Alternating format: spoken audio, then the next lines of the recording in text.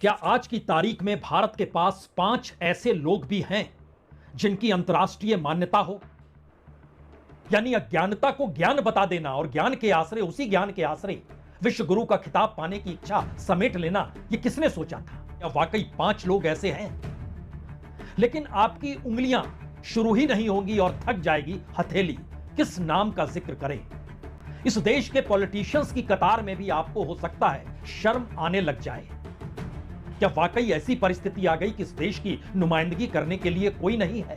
आज का जिक्र इसलिए जरूरी है क्योंकि अब दुनिया के सामने भारत के 7 सांसद जाएंगे और बतलाएंगे कि भारत आतंकवाद से कैसे प्रभावित है और आतंकवाद की जमीन पाकिस्तान है और पाकिस्तान के भीतर आतंकी अड्डों को भारत ने कैसे ऑपरेशन सिंदूर के जरिए ध्वस्त किया है। परिस्थिति 2025 में ऐसे मौके पर लाकर इस देश को खड़ा कर चुकी है जिसमें अपने आप में यह सवाल है कि क्या वाकई यह डेलीगेशन जो बनाया गया है, उस डेलीगेशन की अगुवाई शशि थरूर कर रहे हैं और वह यूनाइटेड नेशन से जुड़े उन देशों के समक्ष जाएंगे जो सिक्योरिटी काउंसिल के सदस्य हैं और उसमें वीटो प्राप्त देश, वो अमेरिका हो वो ब्रिटेन हो, वहां पर भी वो जाएंगे। फिर एक झटके में वह पूरी छवि अगर ढह के गिर रही है तो आप इस दौर में किस शख्स का नाम लेंगे जो भारत की बात ऐसे मौके पर कहने के लिए दुनिया के अलग अलग देशों में जाए? वो कतर हो सकता है, वो यूनाइटेड अरब अमीरात हो सकता है, वो साउथ अफ्रीका हो सकता है, और वहां पर यह कल्पना की जा सकती है कि भारत के भीतर की राजनीति भारत के अंतर्राष्ट्रीय डेलीगेशन को लेकर भी उस राजनीतिक पेच में फंस जाएगी। और शायद यही वो परिस्थिति है कि किसी को भी भारत की राजनीति ने नहीं बख्शा है। सरकार ने तय किया कि शशि थरूर अगुवाई करेंगे। बीजेपी की तरफ से नेता की मौजूदगी होगी, रविशंकर प्रसाद की। एनसीपी की तरफ से सुप्रिया सूले की मौजूदगी होगी। डीएमके की तरफ से कनिमोझी की मौजूदगी होगी। विजन पांडा भी वहां पर मौजूद होंगे। श्रीकांत एकनाथ शिंदे शिवसेना के आते हैं। और इन सब के बीच जो फेरिस्त निकल कर आई वो ये बताने के लिए काफी थी कि एक ऐसे डेलीगेशन को तैयार ये कहकर किया गया कि हमने तमाम राजनीतिक दलों से नाम तो मांगे थे, उन्होंने जो नाम दिए उसी आधार पर हमने तय किए। जनता दल यूनाइटेड के संजय कुमार झा हैं। कांग्रेस ने कहा हमने तो शशि थरूर का नाम दिया ही नहीं था और आपने हमसे नाम मांगे थे, हमने तो नाम आनंद शर्मा का दिया था, हमने गौरव गगोई का नाम दिया था, हमने सैयद नासिर हुसैन का नाम दिया था, हमने राजा बरार का नाम दिया था, लेकिन आपने अपने मन के मुताबिक शशि थरूर को चुन लिया। क्योंकि इस दौर में जब बीजेपी और मोदी सरकार की नीतियों को लेकर कांग्रेस सवालों को उठा रही थी तो उस वक्त शशि थरूर ही एकमात्र शख्स थे जो ये कहने से नहीं चूके आप इंदिरा गांधी का जिक्र क्यों करते हैं।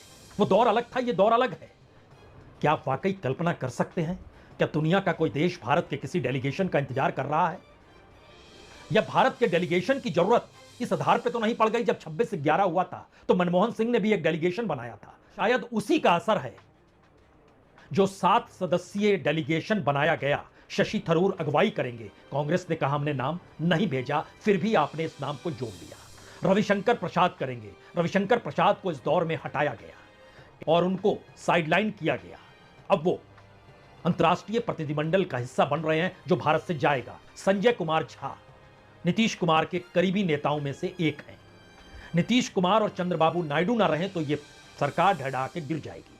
और जो आखिरी नाम हम जिक्र कर रहे हैं श्रीकांत एकनाथ शिंदे, ये महाराष्ट्र के डिप्टी सीएम एकनाथ शिंदे के बेटे हैं। जरा सुन लीजिए इनकी बात, तब आप समझ पाएंगे कि भारत का वह डेलीगेशन जो दुनिया के कई देशों में 10 दिनों तक घूमकर बतलाएगा कि हम आतंकवाद से कैसे प्रभावित हैं और दुनिया के सामने भारत के यही ब्रांड एम्बेसडर होंगे। जिस तरीके से भारत ने गए कई सालों तक टेररिज्म के खिलाफ जंग लड़ी है, जीरो टॉलरेंस अगेंस्ट टेररिज्म, जिस तरीके से ऑपरेशन सिंदूर कामयाब हुआ, जिस तरीके से टेररिस्ट छावनियों पर हमला किया भारत ने और उनको मिटाने का काम किया, ये भी पूरी दुनिया ने देखा है। तो हमारा स्टैंड जिस प्रकार से हम जिस तरीके से पाकिस्तान टेररिज्म को स्पॉन्सर कर रहा है उसके खिलाफ हम कैसे लड़ रहे हैं, और ये टेररिज्म सिर्फ हिंदुस्तान तक सीमित नहीं है, ये आजू बाजू के देशों में भी जो है टेररिज्म यहाँ से जा रहा है, ये भी बताने का काम हम लोग पूरे दुनिया को करेंगे। इस जो अगुवाई करेगा उसको लेकर एक वक्त भारत के प्रधानमंत्री ने भाषण देते वक्त खुले तौर पर जिक्र किया था 500 करोड़ की जिनकी गर्लफ्रेंड है, भूल जाइए सबको।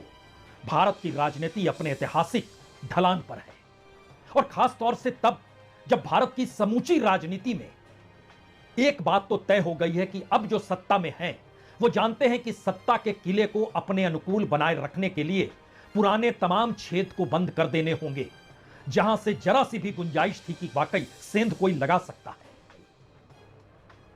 यानी जो जहां पर खड़ा है वहीं पर वह ज्यादा से ज्यादा समेटने की परिस्थिति में कैसे आ सकता है, इस सोच ने भारत को अंदर से इतना खोखला कर दिया कि आज की तारीख में अपने आप में यह सवाल है, दुनिया का कौन सा देश भारत के किस डेलीगेशन का इंतजार बेबसी के साथ कर रहा है या बेसब्री के साथ कर रहा है कि उसको बेसब्र है कि आए बताए तो सही।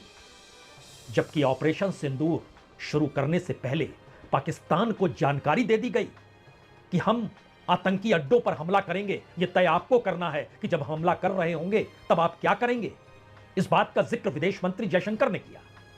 That because even at the start of the operation, we had sent a message to Pakistan saying we are striking at terrorist infrastructure. We are not striking at the military. So the military has an option of standing out and not interfering in this process. They chose not to take that good advice. यही तो वो राजनीति है, क्योंकि भारत के भीतर जो चुनाव जीत जाता है राजनीति तो वही करता है, हारा हुआ शख्स तो प्रोटेस्ट करता है। और शायद इसीलिए भारत में विपक्ष की मौजूदगी इस देश की सत्ता को चलाने या देश को चलाने को लेकर साथ नहीं चलती है। सत्ता अपने मंसूबों को पालकर अपने अनुकूल अपने खुद को अकेले और शाही अंदाज में चलाती है, जमकर चलाती है। एक सच तो है, भारत दुनिया के बाजार से अगर टैरिफ सबसे ज्यादा लेता है, युद्ध के वक्त में पेट्रोल और कच्चा तेल उसको काफी सस्ते में रूस से मिल जाता है, भारत के भीतर जीएसटी और टैक्स का दबाव इस देश के लोगों पर पड़ता है, यह सारा पैसा सरकारी खजाने से होते हुए उसी राजनीति को रईस करने में लग जाता है जहां दिवालिया होना पहली शर्त है। यानी अज्ञानता को ज्ञान बता देना और ज्ञान के आश्रय, उसी ज्ञान के आश्रय विश्व गुरु का खिताब पाने की इच्छा समेट लेना, यह किसने सोचा था। बार बार अमेरिका को लेकर जो कथन अमेरिकी राष्ट्रपति कह रहे हैं उसी के इर्द गिर्द भारत की राजनीति भी सिमट गई। उन्होंने सीज फायर कराया कि नहीं कराया, न्यूक्लियर युद्ध होने से बचाया कि नहीं बचाया, फोन उनका पहले आया था या हमारा गया था, आतंक को लेकर एक भी शब्द क्यों नहीं कहा, कश्मीर को लेकर चुप्पी क्यों थामी रखी गई और कश्मीर को एक झटके में क्यों उछाल दिया गया और उसको मुद्दा बना दिया गया।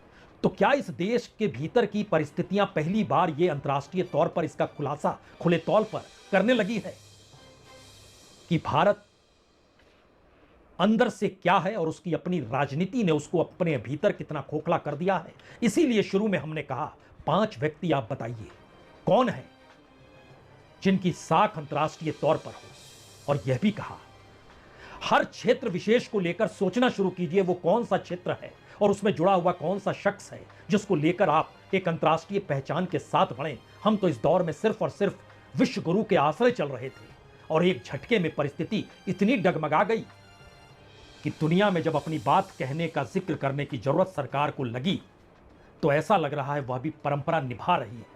उसके पीछे इस देश की गरिमा, इस देश की साख, इस देश का अतीत, इस देश की संस्कृति, सब चीजें गायब हो गई हैं और शायद इससे बड़ी त्रासदी कुछ होगी नहीं। बहुत बहुत शुक्रिया, बहुत बहुत शुक्रिया।